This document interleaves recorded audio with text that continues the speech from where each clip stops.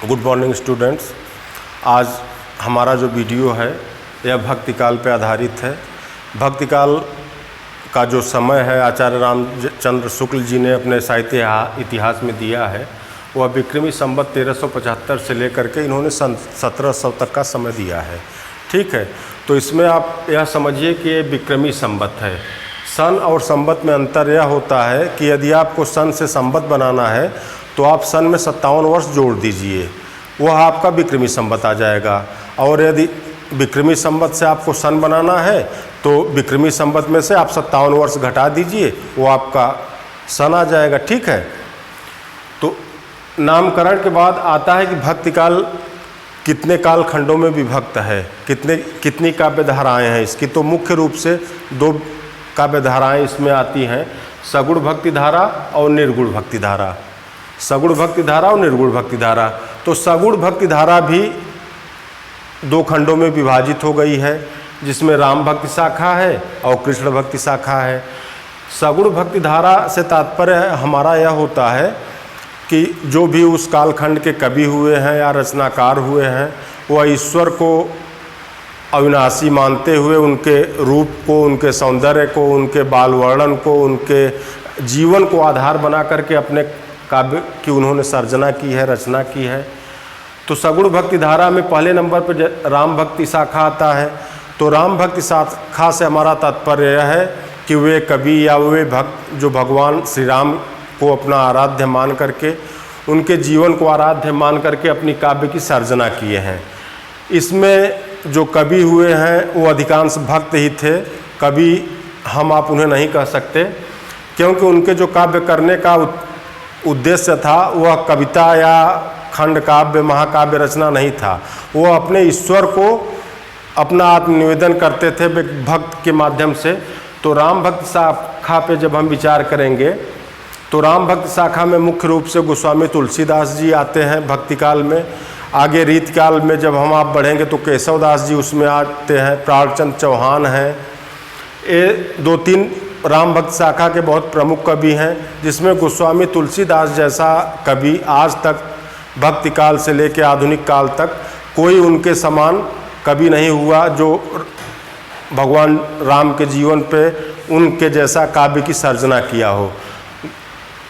अब इसमें राम भक्ति शाखा पे गोस्वामी तुलसीदास की यदि बात करेंगे तो गोस्वामी तुलसीदास की 12 प्रामाणिक रचनाएं मानी जाती हैं, जिसमें रामचरितमानस है, विनय पत्रिका है, गीतावली है, दोहावली है, कवितावली है, बरवय रामायण है, जानकी मंगल है, पार्वती मंगल है, रामलला नहछू है।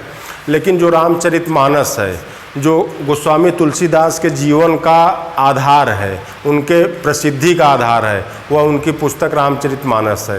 रामचरितमानस 7 खंडों में विभक्त है, जिसमें भगवान राम के जन्म से लेके लंका कांड, उनके युद्ध तक का वर्णन, जो माता सीता के हरण के बाद वो लंका पे आक्रमण करते हैं और उनको वहाँ से छुड़ा करके अयोध्या वापस आते हैं, तो उनके पूरे जीवन को समेटते हुए 7 खंडों में गोस्वामी तुलसीदास जी ने रामचरितमानस की रचना की है।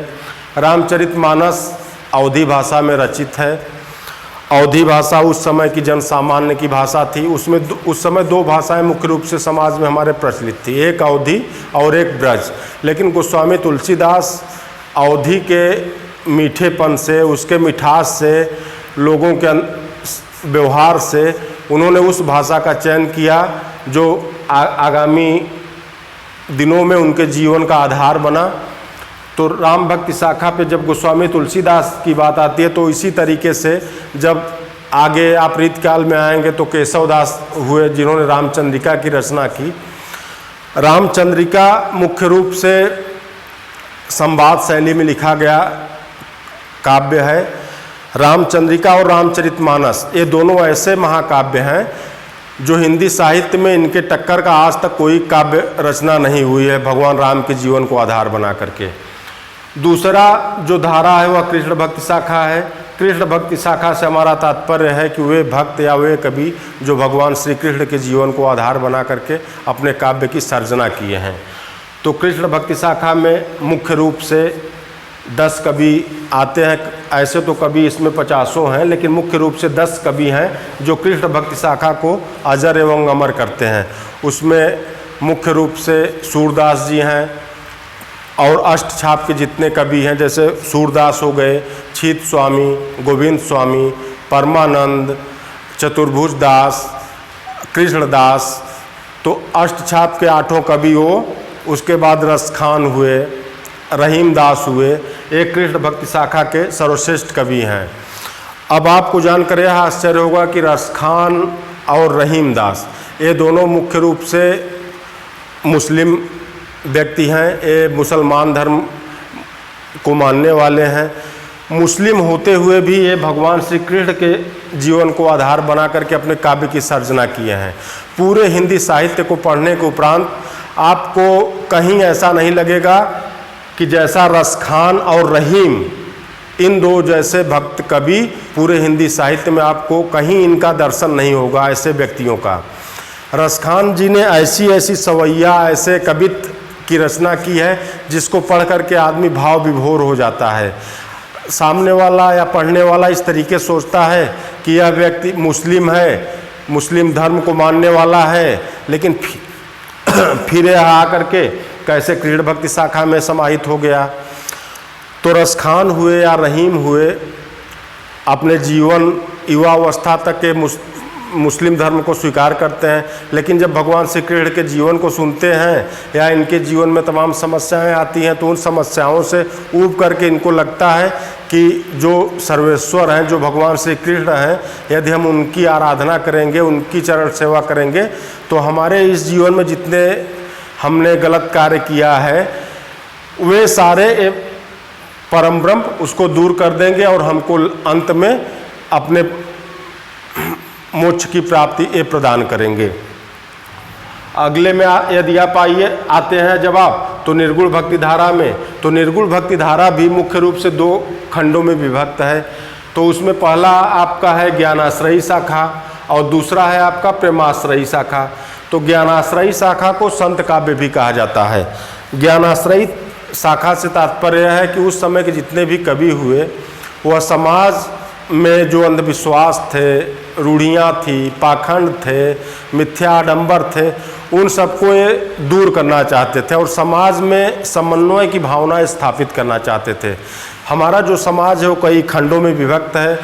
इन जितने भी संत काव्य धारा के कवि हुए वो यहाँ के जनमानस को, जन सामान्य को यह बात दिखाना चाहते थे या यह संदेश देना चाहते हैं कि यहाँ जो सृष्टि रची हुई है वो केवल एक ब्रह्म की रची हुई है और वही ब्रह्म हम लोगों का कर्ता धर्ता है।